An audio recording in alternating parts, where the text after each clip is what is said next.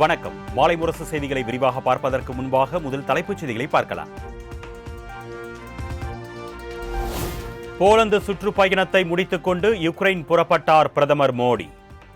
சொகுசு ரயில் மூலம் 10 மணி நேரம் பயணம் செய்து யுக்ரைன் தலைநகர் கீவை சென்றடைகிறார்.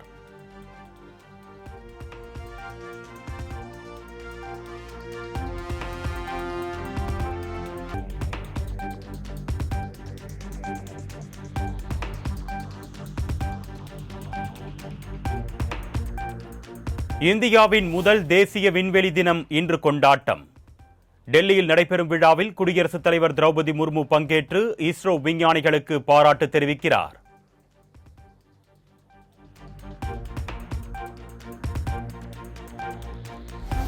சென்னை மாநகர போக்குவரத்து கழகத்திற்கு 300 கோடி ரூபாய் ஒதுக்கீடு செய்து முதலமைச்சர் மு.க.ஸ்டாலின் உத்தரவு.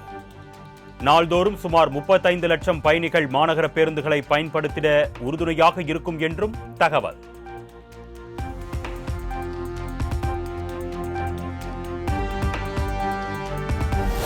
தஞ்சாவூர் அருகே சாலை விபத்தில் உயிரிழந்த ஆயுதப்படை பெண் காவலரின் குடும்பத்தினருக்கு 25 லட்சம் ரூபாய் நிவாரணம் அறிவிப்பு. முதலமைச்சர் மு.க.ஸ்டாலின் உத்தரவு.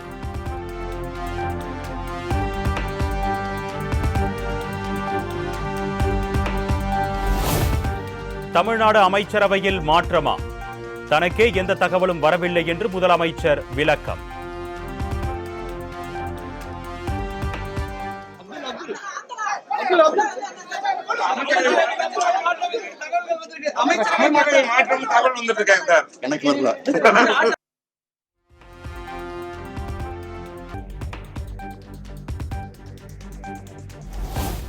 அக்டோபர் 31ஆம் தேதிக்குள் 10 பல்கலைக்கழகங்களில் பட்டமளிப்பு விழா நடத்தப்படும்.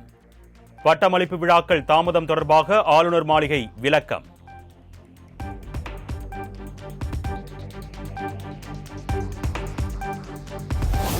பாஜகவுடன் கூட்டணி இல்லை என்றால் அதிமுக எதிர்க்கட்சி அந்தஸ்தை பெற்றிருக்க முடியாது. நாகர்கோவிலில் மத்திய இணையமைச்சர் எல். முருகன் விமர்சனம்.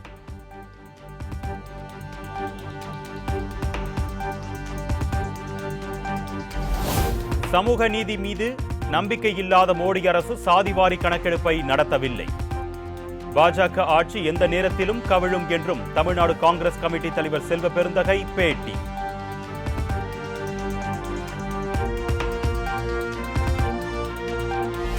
சென்னையில் இன்று மக்கள் நீதி மய்யம் செயற்குழு கூட்டம். கட்சியை அடுத்த கட்டத்திற்கு எடுத்து செல்வதற்காக மேற்கொள்ள வேண்டிய பணிகள் குறித்து விவாதிக்க இருப்பதாக தகவல்.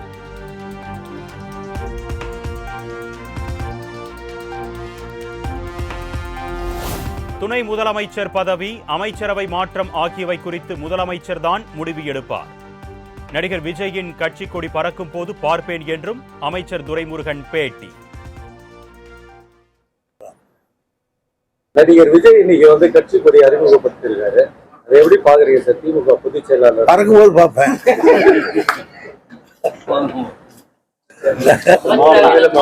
அமைச்சரவையில்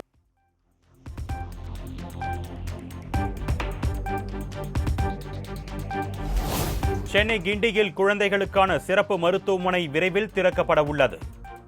சைதாப்பேட்டையில் நடைபெற்ற நிகழ்ச்சியில் மக்கள் நல்வாழ்வுத்துறை அமைச்சர் மா. சுப்பிரமணியன் தகவல்.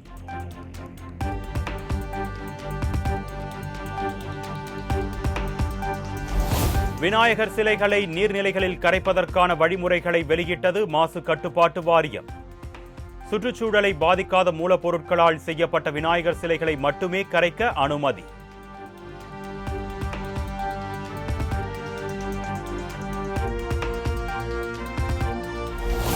தொடர் விடுமுறையை முன்னிட்டு தமிழ்நாடு முழுவதும் இன்று முதல் வரும் 26ஆம் தேதி வரை 985 சிறப்பு பேருந்துகள் இயக்கம். பயணிகளின் வசதிக்காக தமிழ்நாடு அரசு போக்குவரத்து கழகம் அறிவிப்பு.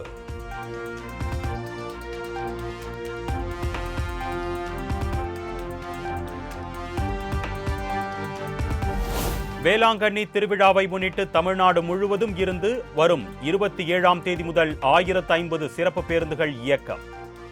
பக்தர்களின் வசதிக்காக தமிழ்நாடு அரசு நடவடிக்கை.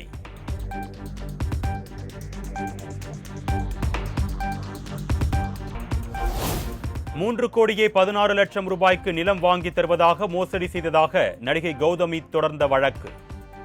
ராமநாதபுரம் நீதிமன்றத்தில் சினிமா பைனான்சியர் அழகப்பன் ஆஜர்படுத்தப்பட்ட நிலையில் மீண்டும் சிறையில் அடைப்பு.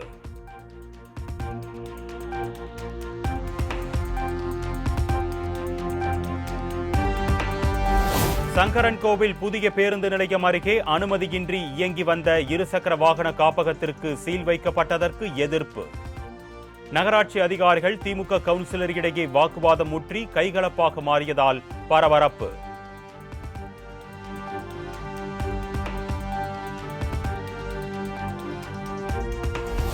நெல்லையில் ரவுடிகள் நடமாட்டம் அதிகரித்து வருவதன் எதிரொலி. சீவலப்பேரி, திசையின் விலை உள்ளிட்ட இடங்களில் துப்பாக்கி ஏந்திய போலீசார் தீவிர ரோந்து.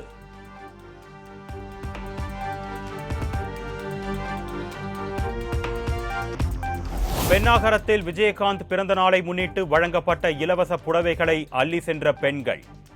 ஒருவருக்கொருவர் தள்ளுமுள்ளு ஏற்பட்டு கீழே விழுந்ததால் பரபரப்பு.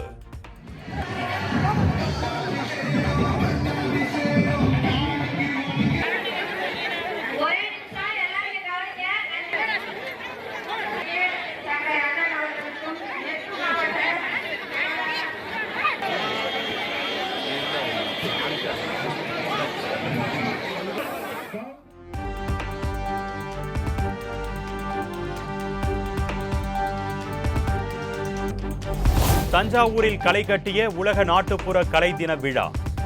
ஆடல் பாடலுடன் நாட்டுப்புற கலைஞர்கள் நூற்றுக்கணக்கானோர் பேரணி.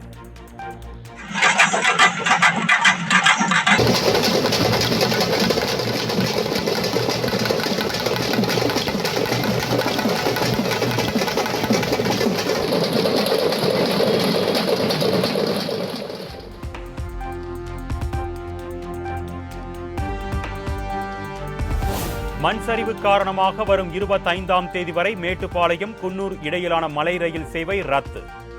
சீரமைப்பு பணிகள் நிறைவடையாததை அடுத்து ரயில்வே நிர்வாகம் அறிவிப்பு.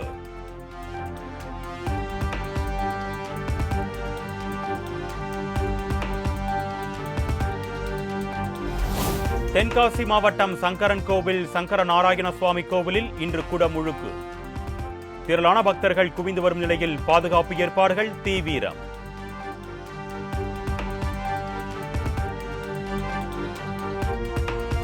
அடுத்த 4 நாட்களுக்கு தமிழ்நாடு மற்றும் புதுச்சேரியில் இடி மின்னலுடன் கூடிய மிதமான மழைக்கு வாய்ப்பு.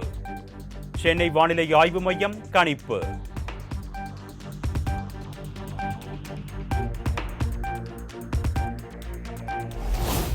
ஜம்மு காஷ்மீர் மக்களின் பயம் மற்றும் துயரத்தை துடைப்பதே காங்கிரஸ் கட்சியின் லட்சியம். சட்டப்பேரவை தேர்தல் ஆலோசனை கூட்டத்தில் மக்களவை எதிர்க்கட்சித் தலைவர் ராகுல் காந்தி திட்டவட்டம்.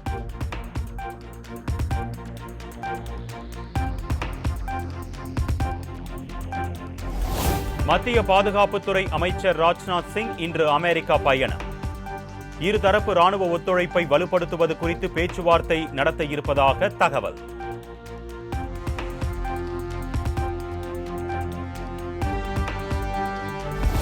வன்கொடுமை குற்றங்களுக்கு எதிரான வழக்குகளை ஃபாஸ்டாக் நீதிமன்றங்கள் மூலம் விரைந்து முடிக்க வேண்டும்.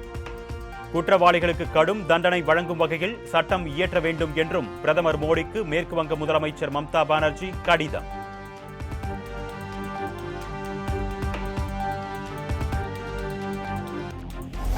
விண்கலத்தில் ஏற்பட்ட கோளாறால் 2 மாதங்களாக விண்வெளி ஆய்வு மையத்தில் இருக்கும் சுனிதா வில்லியம்ஸ் பூமிக்கு அழைத்து வருவதற்கான ஏற்பாடுகள் தீவிரமடைந்திருப்பதாக அமெரிக்காவின் நாசா விண்வெளி ஆய்வு மையம் தகவல்.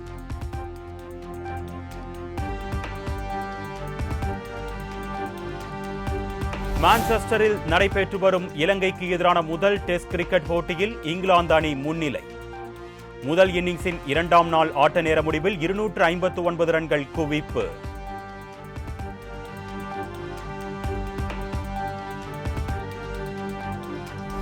விறுவிறுப்பாக நடைபெற்று வரும் ஜப்பான் ஓபன் பேட்மிண்டன் தொடர். ஆண்கள் ஒற்றையர் பிரிவின் 2வது சுற்று ஆட்டத்தில் இந்திய வீரர் சதீஷ்குமார் அதிர்ச்சி தோல்வி.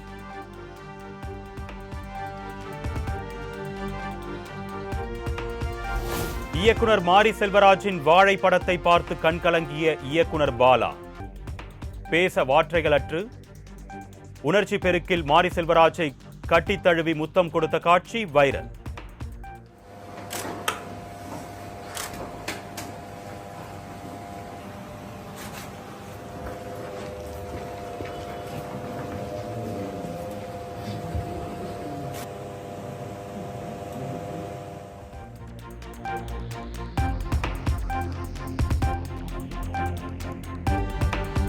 தாய்மொழியில் பேசுவதற்காக வெட்கப்பட தேவையில்லை.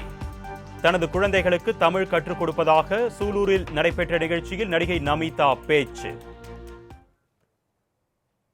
உங்க குழந்தை தமிழ் தெரியாது, தமிழ் புரிவு மாட்டு, தமிழ் பேச முடியாது, தமிழ் ரைட் பண்ண முடியாது, அதை ஒத்துக்க கூடாது. We should be proud of our culture. இப்போ என் இரட்டை குழந்தைகள் ரெண்டுமே இப்போ அவருக்கு என்ன எல்லாம் பாஷங்கள் எல்லாம் இப்போ புரிஞ்சுது. நான் அவர் சேர்ந்து தமிழில் பேசுகிறேன்.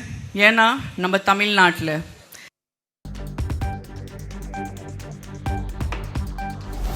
சென்னை பனையூரில் உள்ள கட்சி அலுவலகத்தில் தாவேகா கொடியை அறிமுகம் செய்து வைத்தார் விஜய். சிவப்பு மஞ்சள் நிறத்தில் நடுவில் மிளிரும் வாகைப்பூ யானைகள் இடம்பெற்றதைக் கண்டு தொண்டர்கள் உற்சாகம்.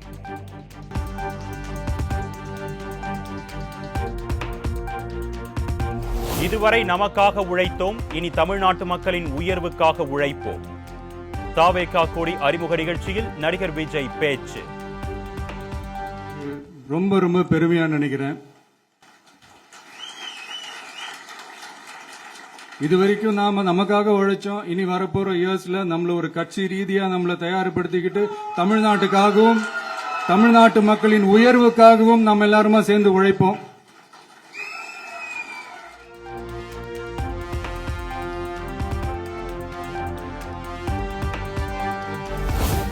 நடிகர் விஜய் கட்சியின் கொடியில் யானையை பயன்படுத்த பகுஜன் சமாஜ் கட்சி எதிர்ப்பு. கொடியில் இருக்கும் யானை சின்னத்தை நீக்க வேண்டும் என்றும் கோரிக்கை.